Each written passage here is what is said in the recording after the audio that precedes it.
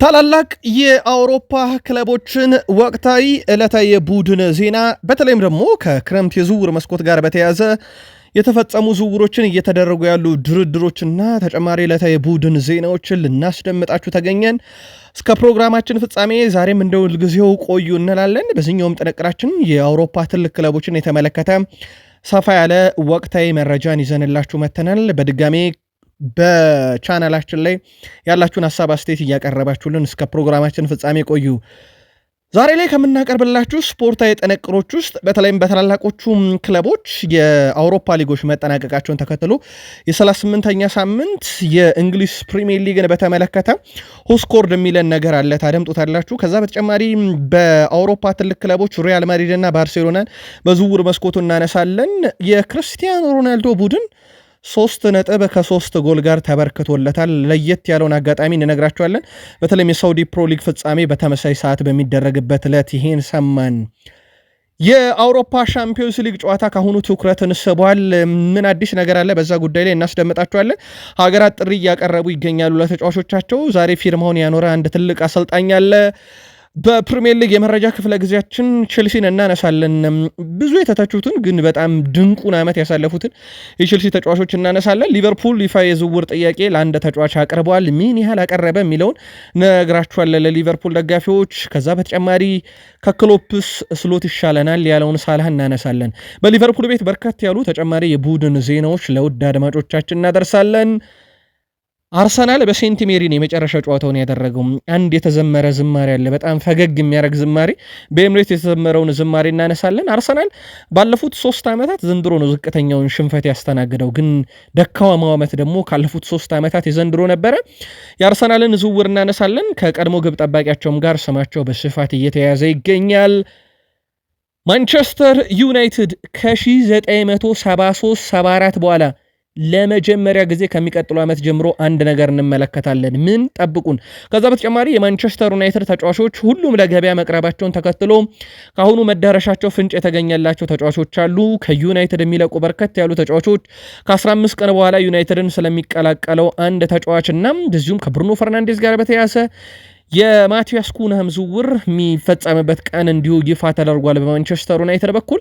በአጠቃላይ በርከት ያሉ የዝውውር መረጃዎችን በአውሮፓ ትልቅ ክለቦች እንደ ሁልጊዜው ዛሬም እናደርሳችኋለን። እስከ ፕሮግራማችን ፍጻሜ ቆዩ። ላይክ አርጉን፣ አበረታቱን። ለሀሳብ አስተያየታችሁ አስቀድመን ሁላችሁንም ከልብ አመስግነናል። ስፖርታዊ ጥንቅሮቻችንን ሁስኮርድ 38ኛ ሳምንት የእንግሊዝ ፕሪሚየር ሊግ ጨዋታ ላይ ከነበሩ ጨዋታዎች ውስጥ ምርጥ 11ን ይፋ አድርጓል። እሱን በመረጃ በማድረስ እንጀምር። ሁስኮርድ የ38ኛ ሳምንት የተወዳጁ የእንግሊዝ ፕሪሚየር ሊግ የመጨረሻ ቀን ጨዋታ ምርጥ 11ን ይፋ ሲያደርግ ግብ ጠባቂ ፒክፎርድን መርጧል። 4 ተከላካዮች ዛቢያሪን፣ እንዲሁም ኮልዊል እና ቴርኒ፣ 4 የአማካይ ስፍራ ተጫዋቾች ሻርዋን ቢሳካ፣ ኤካይ ጉንዷን፣ ብሩኖ ፈርናንዴዝ እና አንቶኒዮ ሲሙን፣ 3ቱ የአጥቂ ስፍራ ተጫዋቾች ጀረድ ቦን፣ ጎሜዝ እና ሃንስ ሺል ውድን መርጧል። እነኚህ በ38ኛ ሳምንት በተወዳጁ የእንግሊዝ ፕሪሚየር ሊግ ከነበሩ እንቅስቃሴዎች ተነስቶ ሁስኮርድ የመረጣቸው ነው። የአለን ሺረርን በቀጣይ መረጃችን እናነሰዋለን። የእናንተ የ38ኛ ሳምንት ምርጥ ሆኖ ያልተካተተ ተጫዋች ካለ ልታደርሱን ትችላላችሁ። በዚህኛው ዝርዝር ውስጥ በተለምዶ ቢግ ሲክስ ከሚባሉ ክለቦች ውስጥ ቼልሲ አንድ ተጫዋች፣ አርሰናል አንድ ተጫዋች፣ ሲቲ አንድ ተጫዋች፣ ዩናይትድ አንድ ተጫዋች ሲያስመርጥ በተለምዶ ቢግ ሲክስ ውስጥ ተጫዋች ያላካተቱት ቶትናም ሆትስፐርስ እና ሊቨርፑል ብቻ ናቸው። በላሊጋ ታሪክ ብዙ ጊዜ የወርቅ ጫማውን ያሸነፉ ተጫዋቾች ከሪያል ማድሪድ ናቸው። ዘንድሮ ኬሊያን መባፔ ያሸንፎታል። የላሊጋ ከፍተኛ ግብ አስቆጣሪ ነበር።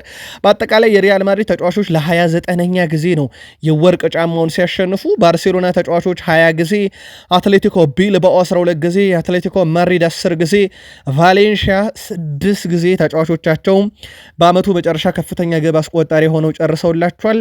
የሪያል ማድሪድን ያክል ግን የሚስተካከል አንድም ክለብ የለም።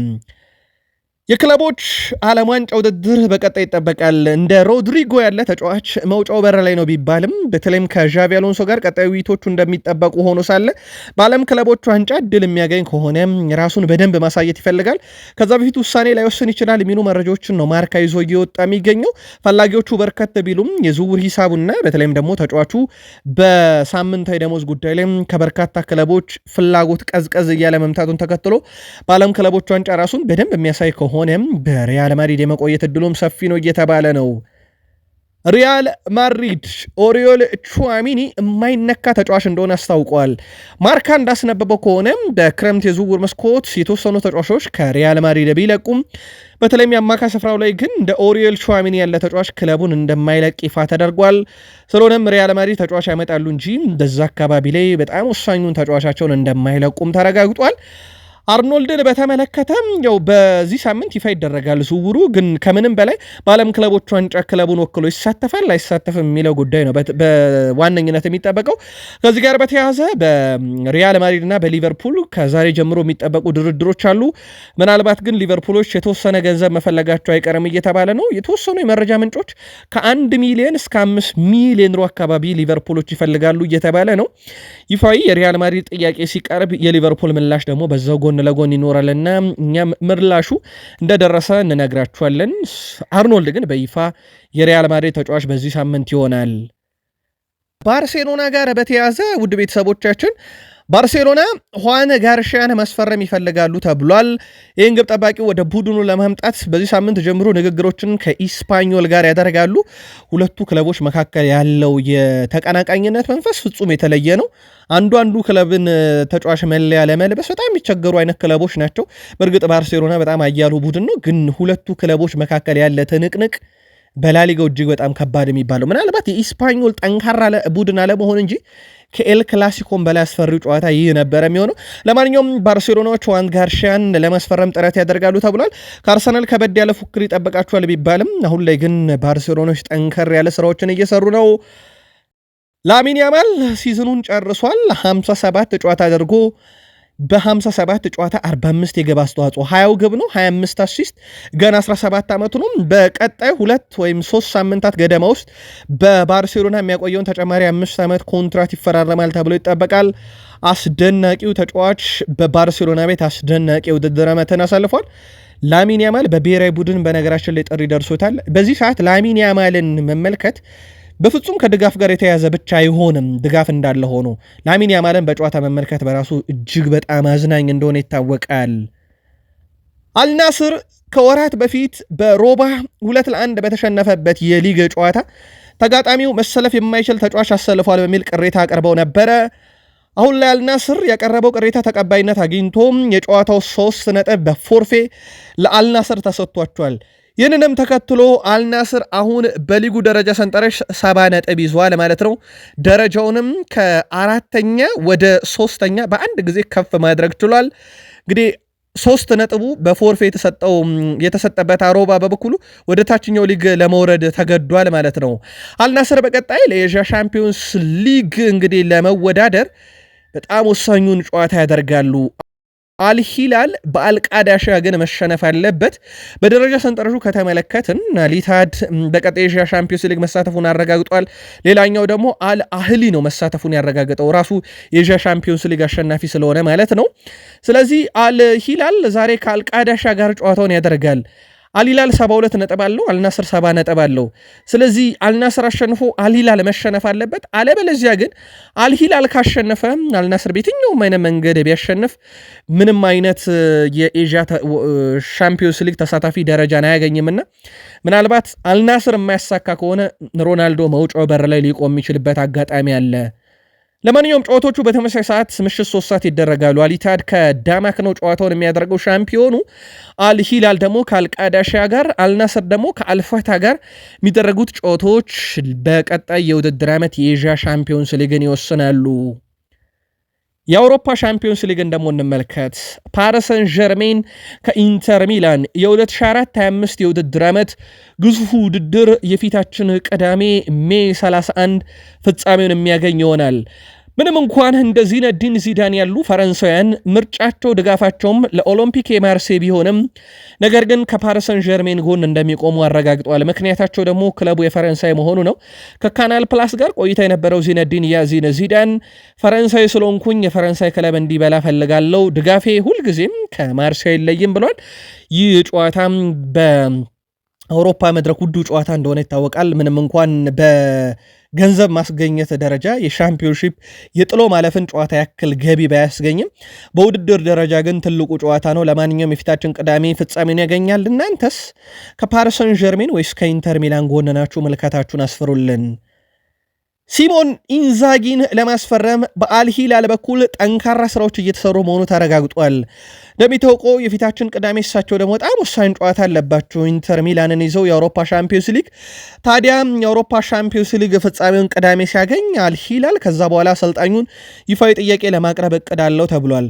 አልሂላል ጋር ስምምነት ፈጽመው ሲሞን ኢንዛጊ የአልሂላል አሰልጣኝ የሚሆኑ ከሆነ በእግር ኳስ ታሪክ ውዱ አሰልጣኝ ይሆናሉ። ሳምንታዊ ደሞዛቸው እጅግ በጣም ከፍተኛ እንደሚሆን እየተዘገበ ይገኛል። ለማንኛውም በአልሂላል በኩል የሳውዲ ግዙፉ ክለብ እንደሆነ ይታወቃልና ረብጣ ብሮችን አውጥተው እኚህን አሰልጣኝ ማስኮብለል ይፈልጋሉ። እንደሚታወቀው አልሂላል ደግሞ በቀጣይ ውድድር ዓመት ከመፎካከሩ በላይ ዘንድሮ ራሱ የዓለም ክለቦች ዋንጫ ውድድር አለበትና ከትልቆቹ ክለቦች ሪያል ማድሪድ ከፕሪሚየር ሊግ እንደ ሲቲ እና ቼልሲ በርከት ያሉ የዓለም ትልልቅ ክለቦች ጋር ጨዋታ እንዳለበትም ይታወቃል። ለዛም ነው አሰልጣኙን የሚፈልገው። አሰልጣኝን ካነሳን ክላውዲዮ ራኔሪን ሸኝቷል። ሮማ ለአንድ ነጥብ ነበር የአውሮፓ ሻምፒዮንስ ሊግ ውድድር በዚህ ዓመት ያመለጣቸው፣ ግን እሳቸው ቡድኑን ከወራጅ ቀጠና አምጥተው ነው ለኤሮፕ ሊግ የሚያበቁት። ታዲያ የእሳቸው ተተኪ ለማድረግ በርካታ ስሞችን እየሰማን ነው። አሁን በዋነኝነት እዛው በጣሊያን ኮሞን እየሰለጠነ የሚገኘው ሴስክ ፋብሬጋስ የሮማ ዋነኛ እቅድ ሆኗል። በሮማ በኩል ለሴስክ ፋብሬጋስ ዓመታዊ በጀታቸው የዚህ ዓመት 100 ሚሊዮን ዩሮ መሆኑን እንደ ማሳመኛ ወይም እንደ ድርድር ይጠቀሙበታል ተብሏል። 100 ሚሊዮን ዩሮ በጅተው እንግዲህ የፈለገውን ተጫዋች እንዲያመጣም ፍቃድ ይሰጡታል ተብሏል። ከኮሞ ጋር ምንም አይነት ድርድር አልተደረገም። በቀጣይ ተጫዋች አሰልጣኙን ለማነጋገር ነው ጥረት የሚያደርጉት። እንደዚህ አይነት አማላይ ነገር ይዘው ነው እንግዲህ ወደ ሴስክ ፋብሬጋስ የሚሄዱት። በሴስክ ፋብሬጋስ በኩል ባየር ሊቨርኩሰንን እንዳይቀበል ያገደው ክለቡ ወይም እሱ ራሱ ፍላጎት የለኝም ካለ በኋላ ሮማንስ ለመረከብ ፍላጎት ይኖረዋል የሚለው ደግሞ በቀጣይ በትልቁ የሚጠበቅ ነው የሚሆን።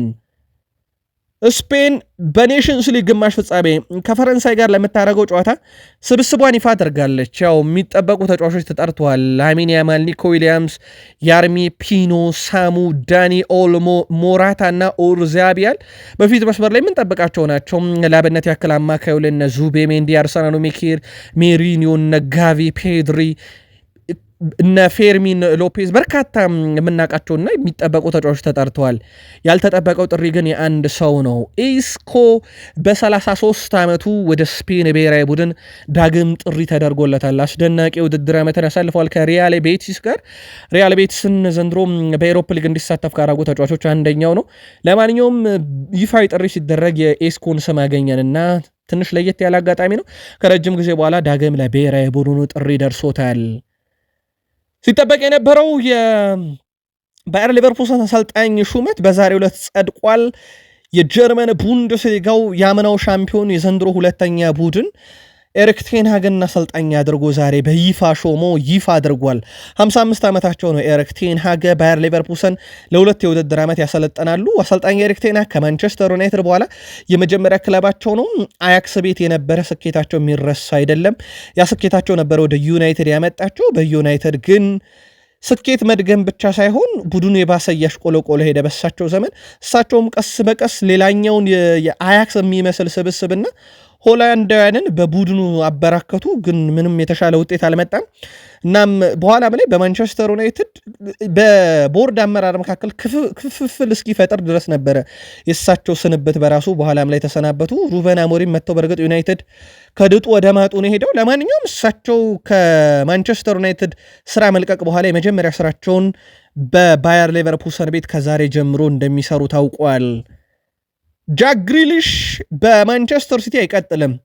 አሁን ውይይቶችና ድርድሮች እየተካሄዱ የሚገኙት በተጫዋች ወኪልና በማንቸስተር ሲቲ በኩል በምን አይነት መንገድ ይልቀቅ ነው። አብዛኛው ለተጫዋቹ ቅርብ የሆኑና የማንቸስተር ሲቲ ቅርብ ምንጮች እያረጋገጡት እንደሚገኘው ከሆነ በውሰት የመልቀቅ ዕድሉ ሰፊ ነው እየተባለ ይገኛል። በዋነኝነት ይሄ የደሞዙ ጉዳይና የዝውውር ሂሳቡ ለሌሎች ክለቦች ምቾትን አይሰጥም እየተባለ ይገኛል።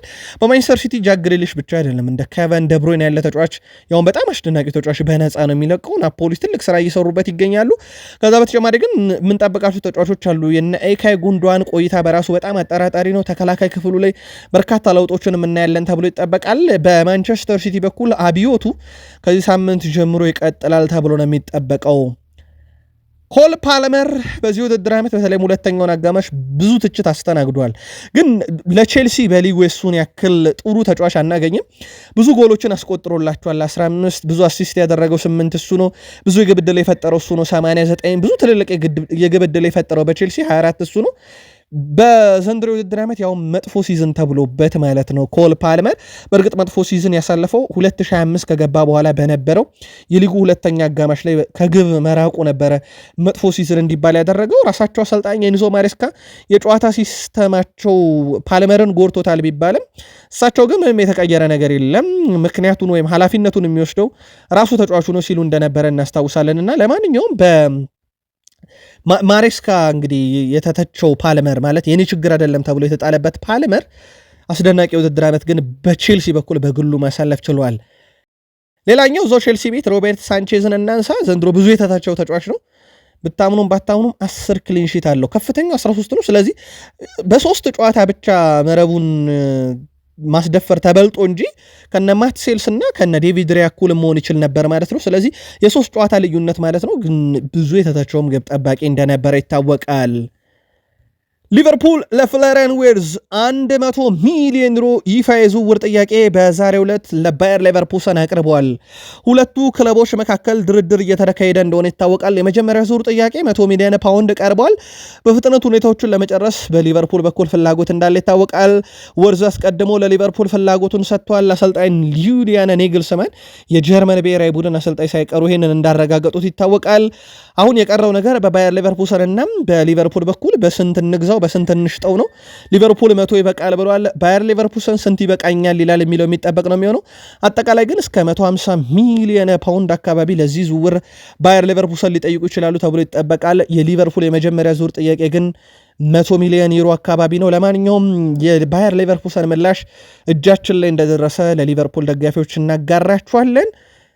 የሜሎስ ኬርኪዝን ጉዳይ በተመለከተ የግል ጉዳይ ከስምነት ተደርሷል። ሊቨርፑል ከበርንማውዝ ጋር ቀጥታ ግንኙነት ሳላቸው፣ ነገር ግን ይፋ ድርድር አልተደረጉም። የኬርኪዝ ዝውውር ለማጠናቀቅ የሚደረገው ድርድር በዚህ ሳምንት ይቀጥላል ተብሎ ነው የሚጠበቀው። በዛ ቦታ ላይ ግን የሜሎስ ኬርኪዝ መምጣትን ተከትሎ አንዲ ሮበርትሰን ምላሹን ሰጥቷል። ክለባችን ሊቨርፑል ስራ የበዛበት ክረምትና በጣም ከባድ ጊዜ ይኖራሉ ብዬ ጠብቃለሁ። ስለዚህ ሁሉም ሰው የት እንደሚቆም ማየት አለብን። ነገር ግን እዚህ ልዩ ጊዜ ነበረኝ፣ 8 ዓመታት ለእኔ ልዩ ነበሩ። እናም እንግዲህ አንዳንድ ነገሮች በተለይም ከዝውውር ጋር በተያያዘ ሊፈጠሩ ይችላሉ። ሁላችንም ቦታችን የት እንደሆነ ለማወቅ ዝግጁ ነን ብሏል። ምናልባት የሜሎስ ኬርኪዝ መምጣት በቀጥታ አንዲ ሮበርትሰንን ሊገፋው ይችላል እየተባለ ነው። ግን ውሳኔውን የሚወስነው ሊቨርፑል በቦታው ላይ ተጫዋቾችን ካስፈረመን በኋላ እንደሆነ ነው ፍንጭ የሰጠው።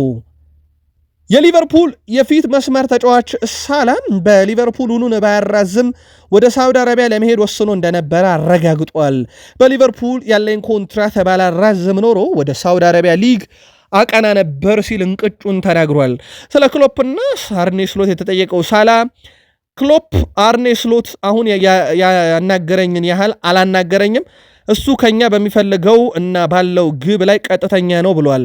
አክሎም ከየርገን ክሎፕ ይልቅ አሰልጣኝ አርኔ ስሎት ጋር ስሰራ የበለጠ ምቾት ይሰማኛል ብለዋል።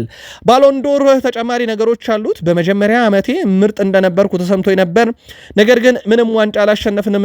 በዚህ ዓመት እንደማሸንፍ አይሰማኝም፣ ነገር ግን ጥሩ እድል አለኝ ይመስለኛል ብለዋል። በእርግጥ ግዙፉ የአውሮፓ ሻምፒዮንስ ሊግ ብዙ ነገር ሊወስን ይችላል እየተባለ ነው በዘንድሮ የባሎንዶር ሽልማት ላይ። ለማንኛውም ዘንድሮ ጥሩ እድል አለኝ ግን የማሸንፍ እየመሰለኝ አይደለም ብለዋል ሳላ።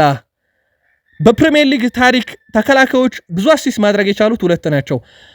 ተሰናባቹ አርኖልድ 64 ምናልባት ሊሰናበት ይችላል ተብሎ የሚጠበቀው አንዲ ሮበርትሰን 60 አለው። የሚሎስ ኬርኪዝን መምጣት ስለሚመረኮዝ የሱ ቆይታ ማለት ነው። ሁለቱ ናቸው እንግዲህ በአሲስት ደረጃ በፕሪሚየር ሊጉ ታሪክ ከፍተኛ አሲስት ያላቸው የተከላካይ ስፍራ ተጫዋቾች። ሊቨርፑል እንግዲህ አንዱን አጥቷል። የአንዱ ቆይታ በጥያቄ ምልክት ውስጥ ይቀመጥ። አሌክሲስ ማካሊስተር በጣም ልዩ ነው አመቱ ብሏል። ይህ ክለብ ስመጣ ዋንጫ ለማንሳት ነው የመጣሁት እናም አሳክቸዋለሁ ብላል። በትልቅ ደረጃ መጫወት የሚችል ክለብ ነው። ወደ ሊቨርፑል ሲመጣ ማንኛውም ተጫዋች ህልሙ ዋንጫ ማንሳት ነው። ትልቁን ዋንጫ አሳክተናል ብሏል። የእንግሊዝ ፕሪሚየር ሊግ ሻምፒዮን ሲሆኑ በቡድን ውስጥ ቁልፍ ሚና ከነበራቸው ተጫዋቾች አንደኛው ነው። ምናልባት በክሎፕ ዘመን የ10 ቁጥር ሚና ተሰጥቶ ሲጫወት የነበረ ተጫዋች አልነበረም። ሞር 6 ቁጥር ሚናን ሰጥተውት ነበረ ሲያጫውቱት የነበረው። በስሎት ዘመን ደግሞ የ10 ቁጥር ሚናው ተመልሶለት ሪያን ግራቨንበርች ነበር ያንን ቦታ ወስዶ የተጫወተው። እናም በጣም ልዩ ዓመት ብሎታል አሌክሲስ ማካሊስተር።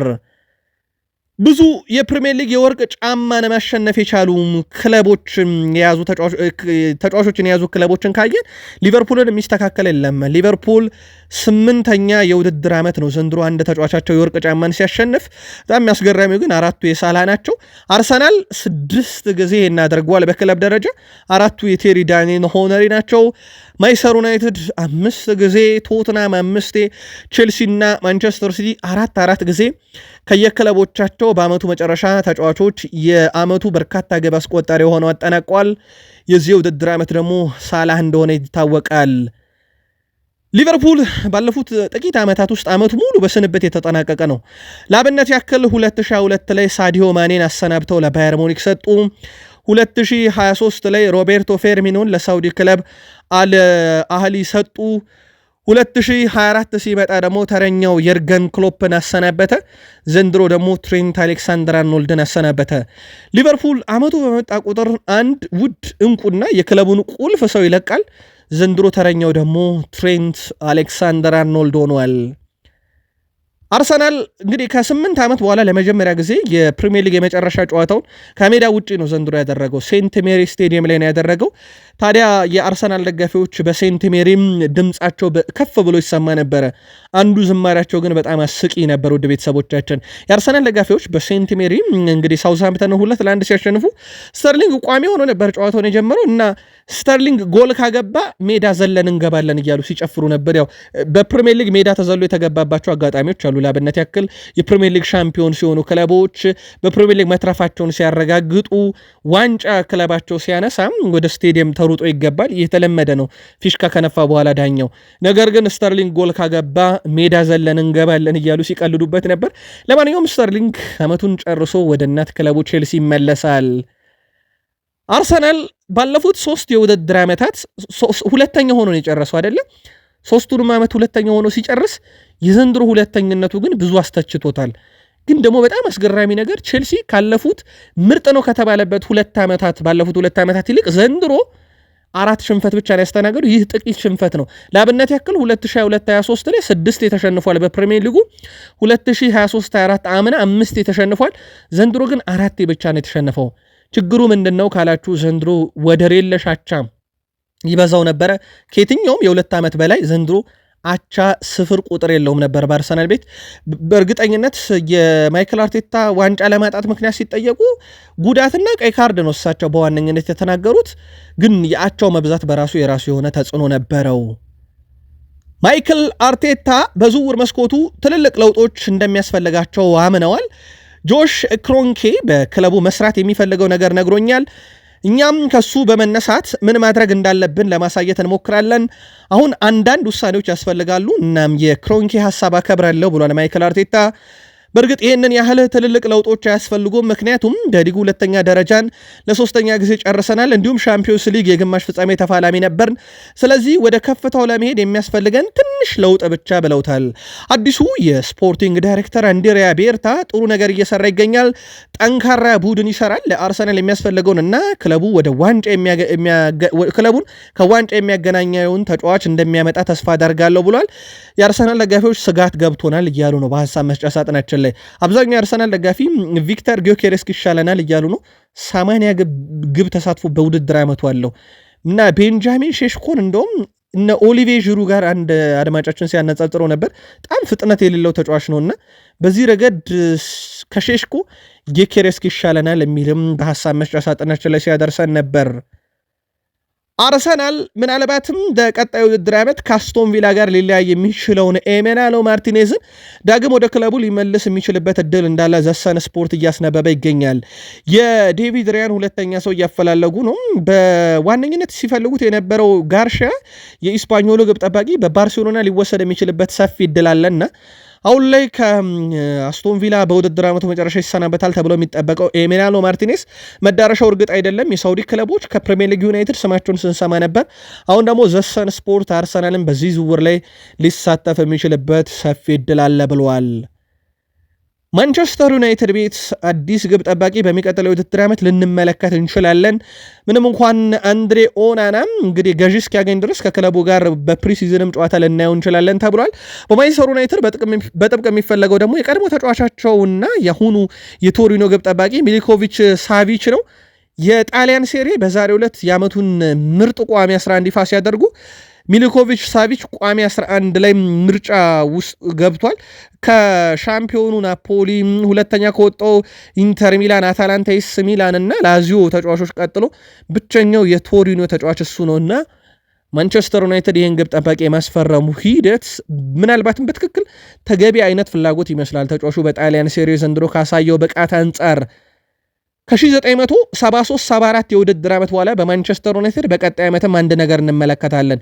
ይሄም የሰር አሌክሳንደር ቻክማን ፈርጉሰን ተጫዋች የነበረ የመጨረሻው ተጫዋች ጆን ኢቫንስ ይሆናል። ጆን ኢቫንስ ከዩናይትድ ሲለቅ ከ1973-74 ፈርጉሰን ማንቸስተር ዩናይትድን ማሰልጠን ከጀመሩበት ጊዜ በኋላ ለመጀመሪያ ጊዜ እሳቸው ያሰለጠኑት አንድም ተጫዋች የሌለበት ስብስብን ከቀጣይ የውድድር ዓመት ጀምሮ እንመለከታለን። ክለቡን በነፃ እንደሚለቅ ይታወቃል። የኔፕልሱ ክለብ ናፖሊ ስፖርቲንግ ዳይሬክተር ጆቫኒ ማና በቀጣዮቹ ቀናት ውስጥ ከማንቸስተር ዩናይትድ ሰዎች ጋር ለድርድር ይቀመጣሉ። የሴሪያው ክለብ አርጀንቲናውን ይህ ዓመት የመስመር አጥቂ አሌሃንድሮ ጋርናቾን የግላቸው ለማድረግ ጥረት ያደርጋሉ ተብሏል። ሆኖም ማንቸስተር ዩናይትዶች በተጫዋቹ ዝውውር ጉዳይ ላይ ከ60 ሚሊዮን ፓውንድ በታች አይቀበሉም ተብሏል። ተጫዋቹ በግሉ ለዝውውሩ ፈቃደኛ የሚሆንበት እድል ሰፊ ነው እየተባለ ነው። በተለይም የቀድሞ የማንቸስተር ዩናይትድ ተጫዋች ስኮት ማክቶሚኔ በዛው በናፖሊ ዘንድሮ የስኩዴቶ ባለክብር ሆኗል። እናም በሩበን አሞሪም እና በማንቸስተር ዩናይትድ የተገፋው አሌሃንድሮ ጋርናቾም በኔፕልስ ማረፊያው ሊያደርግ ይችላል። ለማንኛውም በቀጣይ ቀናት ውስጥ ድርድሩ ይካሄዳል ተብሎ ይጠበቃል። ለማንቸስተር ዩናይትድ 60 ሚሊዮን ፓውንድ ከዚህ ዝውውር ይፈልጋሉ። እንደ አጠቃላይ ከአሌሃንድሮ ጋርናቾ በተጨማሪ ሌንድሎፍ፣ ማላሲያ፣ ራሽፈርድ፣ አንቶኒ፣ ኢቫንስ፣ ኤሪክሰን፣ ካዜሜሮ፣ ሳንቾን ጨምሮ በማንቸስተር ዩናይትድ መውጫው በር ላይ ቆሙ እንደሆኑ ይታወቃል። ገዢ ሲገኝ ደግሞ ተብለው የተቀመጡም አሉ። እንደ አንድሬ ኦናና ያሉ ግብ ጠባቂዎች በማንቸስተር ዩናይትድ ለውጡ ቀላል የሚባል አይደለም እየተባለ ነው። ምናልባት ቡድኑ በዚህን ያክል ደረጃ እስከለቀቀ ምን ያክል ተጫዋቾችን ያመጣል የሚለው በራሱ በክረምት በትልቁ ይጠበቃል። እንደ ዲያጎ ሊዮን ያለ ተጫዋች ደግሞ በ15 ቀናት ውስጥ የማንቸስተር ዩናይትድን ቡድን ተቀላቅሎ በቅድመ ውድድር ዝግጅት ላይ ይሳተፋል ተብሎ ይጠበቃል። ማንቸስተር ዩናይትድ በጥር የተጫዋቾች ዝውውር መስኮት ካስፈረሙት ተጫዋች አንደኛው ዲያጎ ሊዮን እንደሆነ ይታወቃል። በሊያም ዴላፕ ጉዳይ ላይ በማንቸስተር ዩናይትድ እና በኢፕስዊች ታወር መካከልም ከሰሞኑ ድርድር ይደረጋል ተብሏል። ዩናይትዶች ለተጫዋቹ የተጠየቀውን 30 ሚሊዮን ፓውንድ ለመክፈል ችግር የለባቸውም፣ ግን አማራጮችን እየተመለከቱ ይገኛሉ። በተለይም ደግሞ ከማቲያስ ኩና ዝውውር ማቲያስ ኩና እንደሚያገኙ ካረጋገጡ በኋላ ዩናይትዶች እዛው ፊት መስመሩ ላይ ነው ማጠናከር የፈለጉት። ግን ደግሞ ሊያም ዴላፕን በ30 ሚሊዮን ፓውንድ ከማምጣታቸው በፊት እንደ ማንቸስተር ዩናይትድ ኢቭኒንግ ዘገባ ከሆነ የፊት መስመር አጥቂ ላይ የተጫውተው የሚገኙ ዜርኪዝ እና ሆይሉንድንም ጉዳይ መቋጨት ይፈልጋሉ። ከሁለት አንዳቸውን መሸጥ ይፈልጋሉና የሊያም ዴላፕ ዝውውር ላይ የተወሰነ ተጽዕኖ ሊኖረው እንደሚችል ምን የተዘገበው። ከቪላ ጋር የነበረው ጨዋታ ውዝግብ አሁንም እንደቀጠለ ነው። ቪላዎች ክስ እንዳቀረቡ ይታወቃል። እናም ቪላዎች ክሳቸው ተቀባይነት ካገኘ ተጨማሪ ክሶችን መስርተው ጨዋታው ይደገምልን ሊሉ እንደሚችሉ ነው መረጃዎች እየወጡ የሚገኙት። ጨዋታው የሚደገም ከሆነ ግን የአውሮፓ ሻምፒዮንስ ሊግ ተሳትፎ ላይ በራሱ ተጽዕኖ ይፈጥራል። እናም በቀጣዩ ውድድር ዓመት ማለፋቸውን ያረጋገጡ ቡድኖች ላይ ትልቅ ተጽዕኖ ይፈጥራልና እነኛ ክለቦች በራሳቸው ይግባኝ ሊጠይቁ ይችላሉ። ውዝግቡ እንደቀጠለ ነው። ለማንኛውም አስቶን ቪላ ጨዋታው እንዲደገምልን እንፈልጋለን የሚል ቅሬታም ለማዘጋጀት እንደተዘጋጁ ነው ዘ ታይምስ ያስነበበው። ብሩኖ ፈርናንዴዝ የማንቸስተር ዩናይትድ ቁልፉ ተጫዋች በዚህ ውድድር ዓመትም ለቡድኑ ቁልፍ ተጫዋች ሆኖ አጠናቋል። በማንቸስተር ዩናይትድ በኩል በዚህ ውድድር ዓመት በአጠቃላይ 91 የግብ ዕድሎችን በመፍጠር የፕሪሚየር ሊጉ ከፍተኛ ቁልፍ ኳስ አቀባይ ሆኖ ጨርሷል። ኮል ፓልመር በ89 ሳላ በ89 ተከታዩን ደረጃ ይዞ አጠናቋል። የብሩኖ ፈርናንዴዝ ሚና በብዙ መንገድ ዩናይትድ ቤት ሊጠቀስ ይችላል። ግን ዩናይትድ ቤት አሁን የእሱ ቆይታ ራሱ እርግጥ አይደለም። የሳውዲ አረቢያ ክለብ አል ሂላል የማንቸስተር ዩናይትዱን የማልሜዳ ተጫዋች ብሩኖ ፈርናንዴዝን ለማስፈረም እንቅስቃሴ ላይ እንደሆኑ ይታወቃል። 21 ሚሊዮን ፓውንድ የሚያስገኝ 4 ዓመት ኮንትራት አዘጋጅተውለታል። እስከ 80 ሚሊዮን ፓውንድ አካባቢ የዝውውር በጀት አዘጋጅተዋል። በተለይም ዩናይትድ ተጫዋቾቹን ለመሸጥ ፈቃደኛ መሆኑ የዝውውር ሂሳቡ ላይ ቅናሽ እንዲያደርግም እንዳስገደዳቸው እየተነገረ ነው። በዚህ ሳምንት ዩናይትድ ቤት አንድ ትልቅ የሚጠበቀው ጉዳይ የብሩኖ ፈርናንዴዝም ምላሽ ነው። ከማቲያስ ኩንሃ ጋር በተያዘ ውድ ቤተሰቦቻችን ፋብሪዚዮ ሮማኖ በዚህ 5 ቀኑ ዝውውሩ ይጠናቀቃል ብለዋል። በሁለቱም አካላት መካከል ከስምምነት መደረሱን ተከትሎ በቀጣይ እንግዲህ ስምምነቱ ይፋ ይደረጋል ተብሏል። በዚህ ሳምንት የሕክምና ምርመራውንም እንደዚሁ እንደሚያደርግ ነው ይፋ የተደረገው። ምናልባት ለሪያል ማድሪድ ደጋፊዎች ተጨማሪ መረጃ ለማከል በዛሬው ዕለት ዣቪ አሎንሶም በቤርናቢዮ ተገኝቷል። ስፔን አሰልጣኝ ዣቪ አሎንሶ በዛሬው ዕለት በሪያል ማድሪድ ተገኝቶ ፊርማውን ካኖረም በኋላ ሪያል ማድሪዶች አዲሱን አሰልጣኝ ዣቪ አሎንሶ በይፋም አስተዋውቀዋል። በማድሪድ እዚህ በመገኘቴ በጣም ደስተኛ ነኝ፣ አዲስ ዘመን በታላቅ ጉጉትና መጓጓት በመጀመሪያ ደስተኛ ነኝ ሲል አሎንሶ ለደጋፊ መልእክት አስተላልፏል። ከአሰልጣኝ ዣቪ አሎንሶ እንግዲህ የሪያል ማድሪድ አዲስ አሰልጣኝ ከመሆን ጋር በተያያዘ ተጨማሪ መረጃዎችን በቀጣይ ስፖርት የመረጃ ክፍለ ጊዜ አካተን እንመጣለን። በዚህ ሰዓት ግን መረጃውን እኛ ስናጠናከር ፊርማውን እያኖረና ጋዜጣዊ መግለጫም እየሰጠ ነበር። ቀጣይ እንገናኝ። መልካም ጊዜ